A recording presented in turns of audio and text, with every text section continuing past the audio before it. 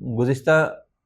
ادوار پہ غور کریں، دہائیوں پہ غور کریں کہ آپ کے ساتھ شانہ بشانہ جنگیں کس نے لڑی ہیں،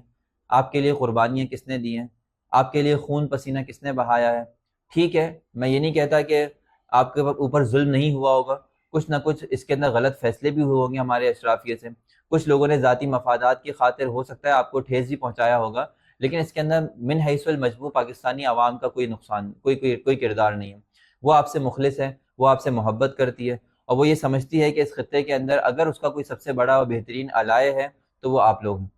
یہی وجہ ہے کہ آپ نے مل کے ہمارے ساتھ جنگیں لڑی ہیں، آپ نے افغانستان کے اندر جو ہے وہ ہمارے ساتھ مل کے سوویت یونین سے جنگ لڑی ہے، پھر اس کے بعد ہمارے ہی لوگوں کے ساتھ مل کے آپ نے جو ہے وہ امریکہ سے جنگ لڑی ہے، اور آگے بھی اگر آپ کے اوپر اس طرح کے حالات آئے، مصائب آئے، مشکلات آئے، تو انشاءاللہ ہم لوگ اس کے اندر سینہ بسینہ اور شامل ہوں گے اس کے اندر آپ کے ساتھ۔ تو یہ ناممکن ہے کہ ہم آپ کا ساتھ چھوڑ دیں، لیکن یہ ہندو بنیے کسی کام کے نہیں ہے۔ میرے خیال میں اس معاملے کے اندر آپ کو ذرا سا احتیاط سے کام لینا چاہیے۔ یہ غدار لوگ ہیں، یہ انتہائی بغض کے اندر مبتلا لوگ ہیں، یہ اکھنڈ بھارت کے خواب دیکھنے والے لوگ ہیں، یہ سمجھ رہے ہیں کہ ہم افغانستان کو، پاکستان کو اور بنگلہ دیش کو ملا کر ہم یہاں پہ ایک ہندوتوا، ایک اسٹیٹ قائم کر دیں گے۔ حالانکہ یہ خواب ایسا ہے کہ بیچارے اس کو جو ہے نا شرمندہ تعبیر کبھی کر نہیں سکیں گے۔